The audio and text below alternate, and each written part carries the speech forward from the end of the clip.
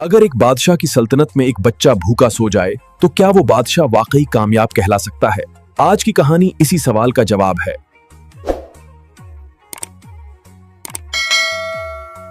ناظرین اکرام، بہت پرانے زمانے کی بات ہے جب نہ بجلی تھی، نہ مشینیں، نہ تیز رفتار سواریوں کا وجود۔ اس وقت دنیا بادشاہوں کے حکم سے چلتی تھی۔ جس بادشاہ کا دل نرم ہوتا وہاں خوشحالی ہوتی، اور جس کا دل سخت ہوتا وہاں آہیں اور سسکیاں بستی تھے۔ انہی زمانوں میں ایک عظیم سلطنت تھی جس کی سرحدیں میلوں تک پھیلی ہوئی تھے۔ اس سلطنت کے شہر آباد، بازار روشن اور کھیت سرسبز تھے۔ اس سب کے پیچھے ایک ہی وجہ تھی، اس سلطنت کا بادشاہ۔ یہ بادشاہ نہ صرف طاقتور تھا بلکہ انتہائی سمجھدار اور خدا ترس بھی تھا۔ اس کے سر پر تاج ضرور تھا مگر دل میں غرور نہیں تھا۔ وہ اکثر کہا کرتا، بادشاہی مجھے وراثت میں ملی مگر انصاف مجھے خود سیکھنا پڑا۔ وہ روزانہ فجر کی نماز کے بعد تنہا بیٹھ کر اپنے اعمال کا محاسبہ کرتا۔ اسے سب سے زیادہ خوف اس بات کا تھا کہ کہیں اس کی رعایا میں کوئی شخص بھوکا نہ سو جائے۔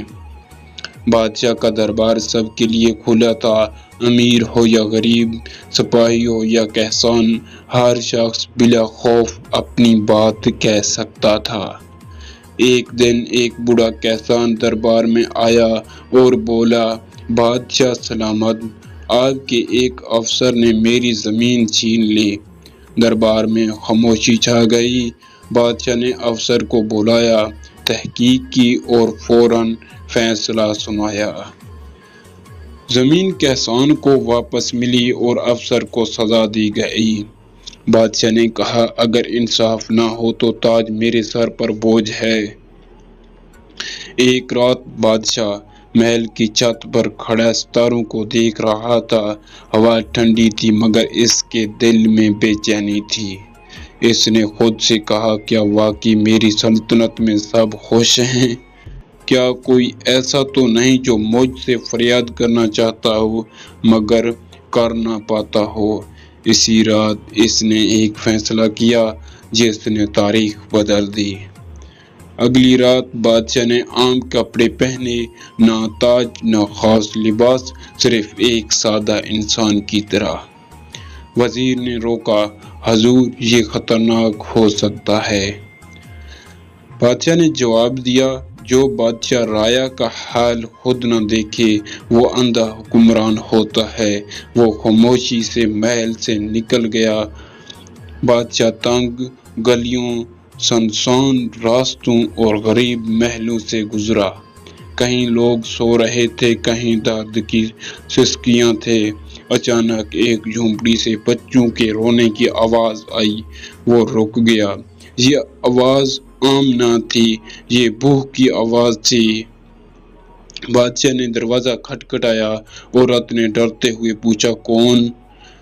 اندر داخل ہوا تو دیکھا پھٹے کپڑے، کمزور بچے، آگ پر ایک دیگچی جس میں صرف پانی تھا۔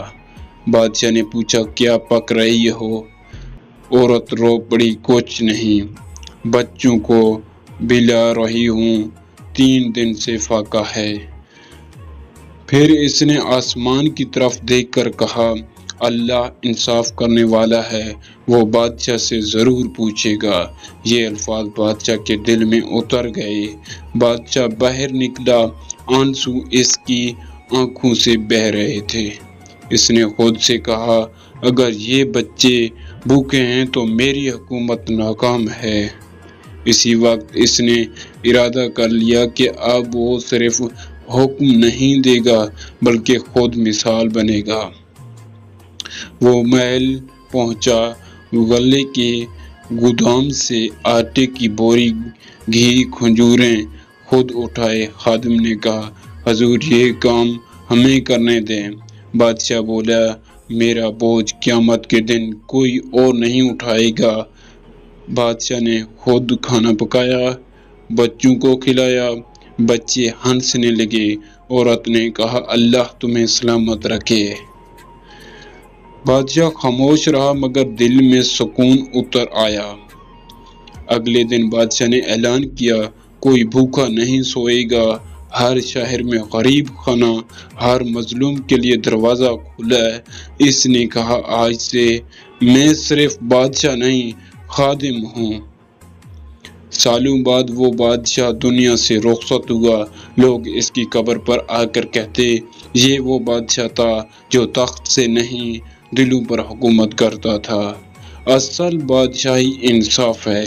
طاقت خدمت میں خوبصورت لگتی ہے، اللہ عاجز حکمرانوں کو پسند کرتا ہے۔ اللہ آپ سب کا حامی ناصر اور نگہبان رہیں۔